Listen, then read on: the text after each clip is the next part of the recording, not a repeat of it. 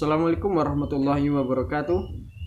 Jumpa lagi dengan saya di channel YouTube Diva Apri, Bapak dan teman-teman semuanya. Semoga kita semua dalam keadaan sehat walafiat dan selalu dalam lindungan Allah Subhanahu wa taala. Pada minggu ke-6 ini kita mempelajari tentang administrasi pendidik dan tenaga kependidikan. Namun sebelum saya menjelaskan resume saya tentang administrasi pendidik dan tenaga kependidikan, saya akan memperkenalkan diri saya terlebih dahulu. Nama saya Diva Apri Mustaza, nomor induk mahasiswa 19052100, mata kuliah administrasi dan administrasi pendidikan dan supervisi pendidikan dengan dosen Bapak Dr. Hanif Al-Qadri.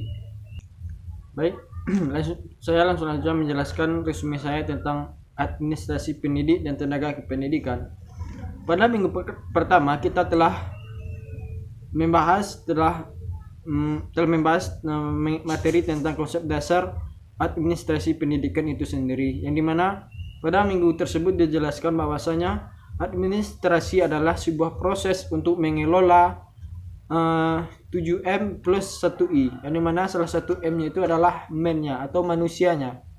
Dan dalam konteks materi pada minggu ke-6 ini, manusianya itu adalah pendidik dan tenaga kependidikan. Sehingga muncul dalam pemikiran kita siapa itu pendidik dan tenaga kependidikan itu. Kenapa mereka perlu dikelola? Apa pentingnya mereka dikelola? Padahal mereka adalah orang-orang yang sudah profesional, yang sudah dewasa dan tahu akan tugas yang akan mereka lakukan dengan semestinya. Dan mereka juga paham tentang etik dan moral, tentang hak yang akan mereka jalani, yang akan mereka dapatkan, dan kewajiban yang mereka jalani. Kemudian muncul juga dalam pemikiran kita bagaimana cara atau teknik dalam mengelola pendidik dan tenaga kependidikan ini. Sekarang kita kembali ke Undang-Undang Nomor 20 Tahun 2003, yang dimana di situ dijelaskan bahwasanya pendidik adalah tenaga kependidikan adalah anggota masyarakat yang mengabdikan dirinya kepada masyarakat, yang kemudian diangkat untuk menunjang penyelenggaraan suatu lembaga pendidikan. Secara umum mereka itu tidak terlibat secara langsung dalam penyelenggaraan lembaga pendidikan, akan tetapi mereka adalah penunjang dari keterlaksanaan suatu pendidikan tersebut. Kemudian dalam Undang-Undang Nomor 20 Tahun 2003 ini juga dijelaskan bahwasanya pendidik adalah mereka yang mempunyai kualifikasi sebagai guru, dosen, konselor, pembelajar, wisma iswara, tutor, instruktor, fasilitator atau sebutan lainnya yang sesuai kekhususannya masing-masing, serta mereka dapat berpartisipasi dalam penyelenggaraan pendidikan secara langsung. Kemudian administrasi pendidik dan tenaga kependidikan ini, kita mengenal administrasi itu adalah sebuah proses mengelola yang dilakukan oleh lembaga pendidikan, baik itu di sekolah maupun di perguruan tinggi, mulai dari tenaga kependidikan dan pendidik itu diterima, lulus dan di suatu lembaga pendidikan, baik itu di sekolah maupun di lembaga maupun di perguruan tinggi, sampai mereka itu pensiun atau berhenti dari lembaga tersebut, yang melalui perencanaan sumber daya manusia, mulai dari perekrutan, seleksi, penempatan, pemberian kompensasi, tunjangan, penghargaan, latihan, dan pengembangan. Banyak sekali kegiatan-kegiatan dalam proses administrasi pendidik dan tenaga kependidikan ini. Sebagai pendidik dan tenaga kependidikan, kalau tidak ada standar operasional prosedural atau SOP yang jelas dan aturan main yang jelas, setiap manusia yang disebut atau yang dikatakan dengan pendidik dan tenaga kependidikan tersebut maka akan sama dengan manusia-manusia lainnya. Mereka akan bergerak sendiri-sendiri, sementara lembaga pendidikan itu telah menyiapkan tujuan sedemikian rupa yang ingin mereka capai. Jadi kalau tidak dikelola pendidik dan tenaga kependidikan ini, maka tujuan yang telah didesain sedemikian rupa oleh lembaga pendidikan itu mustahil akan tercapai dengan sangat baik. Kemudian proses pendidik dan tenaga kependidikan ini secara garis besar mempunyai 3 proses atau 3 tahapan. Yang pertama itu adalah proses pengadaan, artinya proses mengadakan, menerima, mencari, dan menentukan atau menemukan siapa yang akan menjadi pendidik dan tenaga kependidikan di lembaga pendidikan yang sesuai dengan tujuan lembaga tersebut. Kemudian proses yang kedua itu adalah proses penempatan. Artinya adalah proses penempatan ini disesuaikan dengan keahlian mereka yang mereka punyai dan ditempatkan di tempat yang seharusnya. Sehingga terbentuklah case directment and direct plus. Kemudian proses atau tahap yang ketiga dari pendidik dan tenaga kependidikan ini adalah proses orientasi. Adalah sebagai bentuk penerimaan calon-calon pendidik dan tenaga kependidikan yang baru. Dengan ikut orientasi ini, mereka menjadi keluarga baru di lembaga kita. Karena untuk mencapai tujuan yang direncanakan, manusia harus mempunyai orientasi yang sama atau yang beriringan. Kemudian dalam proses pendidik dan tenaga kependidikan yang pertama yang tadi yaitu proses pengadaan, maka harus diperhatikan beberapa hal. Yang pertama itu analisis atau ramalan kebutuhan kerja. Proses penerimaan dari tahun-tahun sebelumnya itu bukan ditentukan oleh pimpinan lembaga pendidikan, namun melainkan itu adalah berdasarkan kebutuhan dari lembaga pendidikan tersebut. Dan yang paling menentukan adalah rasio guru atau dosen dengan mahasiswa. Apakah sudah ideal?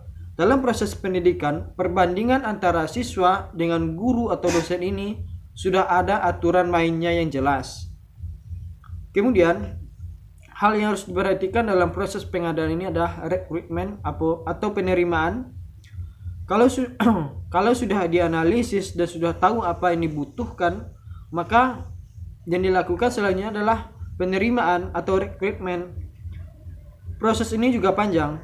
Ada namanya analisis syarat, perbincangan dengan tim tentang harapan mereka terhadap calon-calon yang akan diterima di suatu lembaga yang mereka tempati tersebut dan yang lain-lainnya. Kemudian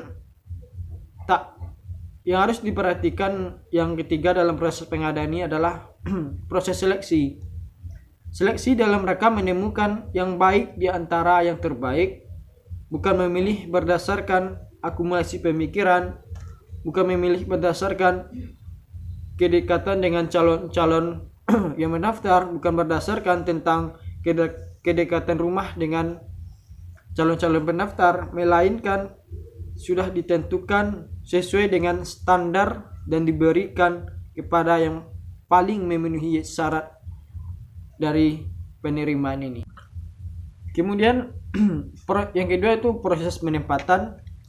Setelah suatu lembaga itu mendapatkan calon-calon yang terbaik, maka langkah selanjutnya adalah penempatan, yaitu proses menempatkan mereka-mereka yang sudah diterima di suatu lembaga pendidikan tersebut, baik itu di sekolah maupun di perguruan tinggi. Mereka ditempatkan yang memang mereka itu dibutuhkan di tempat yang demikian sesuai dengan latar belakang atau keahlian dari calon-calon sudah diterima tersebut, sehingga tujuan penempatan ini dapat tercapai dengan baik. Dan yang ketiga itu proses orientasi, yang dimana hal yang harus diperhatikan dalam proses orientasi ini adalah orientasi harus dilakukan sekaligus menyatakan mereka yang telah diterima dan sudah lulus di suatu lembaga pendidikan tersebut diterima sebagai sebuah keluarga yang baru. Dengan demikian, dengan orientasi dapat diatasi berbagai macam keraguan, ketakutan, kecanggungan mereka dan menimbulkan percaya diri yang tinggi di dalam calon-calon pendidik dan tenaga kependidikan tersebut yang telah diterima di suatu lembaga tersebut. Dan sebagai pendidik dan tenaga kependidikan yang baru, mereka itu tahu apa tugas yang akan mereka lakukan setelah mereka diterima di suatu lembaga pendidikan tersebut. Setelah kita resmi menjadi pendidik dan tenaga kependidikan di suatu lembaga pendidikan, baik itu di sekolah maupun di perguruan tinggi, maka ada beberapa hak yang harus kita dapatkan setelah kita resmi menjadi PTK ini atau pendidik dan tenaga pendidikan ini. Yaitu yang pertama itu tentunya gaji, kemudian tunjangan, dan yang terakhir itu adalah penghargaan dan hak-hak yang lainnya. Yang pertama itu kita bahas gaji. Gaji ini adalah suatu pengeluaran untuk kompensasi yang harus dibayarkan oleh seseorang atau lembaga kependidikan kepada pegawainya, kepada pendidik dan tenaga kependidikannya, yang berupa gaji pokok dan tunjangan yang berhak diterima berdasarkan undang-undang yang berlaku pada saat itu. Untuk pegawai negeri sipil sendiri itu gajinya dihitung berdasarkan bulanan.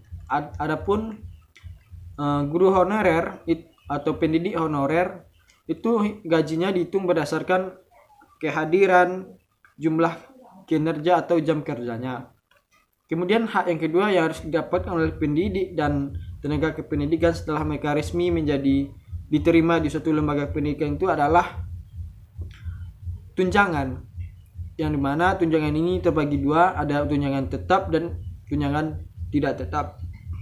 Dalam Undang-Undang Nomor 13 Tahun 2003 Pasal 94 dijelaskan bahwasanya tunjangan tetap itu adalah sebuah pembayaran yang dilakukan kepada pekerja, pegawai, pendidik dan tenaga kependidikan yang dilakukan secara teratur, yang dikaitkan dengan kehadiran, pencapaian dan tunjangan jabatan. Dan adapun tunjangan yang tidak tetap menurut undang-undang ini adalah sebuah pembayaran yang tidak ada kaitannya dengan kehadiran, pencapaian prestasi dan lainnya. Adapun bentuk dari tunjangan tidak tetap ini adalah berupa uang transport, tunjangan kinerja, uang makan dan lain-lainnya. Dan yang terakhir yang didapatkan oleh hak yang harus didapatkan oleh pendidik dan tenaga pendidikan ini adalah penghargaan. Artinya penghargaan ini adalah sebuah penarik orang lain, pendidik dan tenaga kependidikan agar mau bergabung, agar mau melakukan pekerjaan mereka dengan semaksimal mungkin, agar mau melaksanakan pekerjaan mereka dengan yang terbaik. Kemudian ada satu lagi hak yang harus didapatkan oleh pendidik dan tenaga kependidikan setelah mereka resmi diterima di suatu lembaga pendidikan, baik itu sekolah maupun perguruan tinggi, yaitu cuti. Dalam Undang-Undang Nomor 13 Tahun 2003 Pasal 79 Ayat 2 dijelaskan seorang pendidik dan tenaga kependidikan itu mempunyai hak cuti tahunan sekurang-kurangnya 12 hari, dan bagi perempuan itu boleh cuti sebulan sebelum dan 2 bulan setelah melahirkan. Kalau di luar negeri, contohnya di negara Australia, itu cuti melahirkan ini juga didapatkan oleh laki-laki. Maksudnya bukan laki-laki itu yang melahirkan. Apabila ada istrinya sebagai istrinya melahirkan, maka yang laki-laki mendapatkan cuti ini selama 3 bulan untuk membantu istrinya yang sudah melahirkan. Itu adalah sebuah bentuk penghargaan dari negara kepada perempuan melalui cuti melahirkan. Baiklah Bapak dan teman-teman semua, itulah sedikit resume saya mengenai administrasi pendidik dan tenaga kependidikan. Semoga ini dapat bermanfaat bagi diri saya dan bagi teman-teman semuanya. Saya tutup dengan wassalamualaikum warahmatullahi wabarakatuh.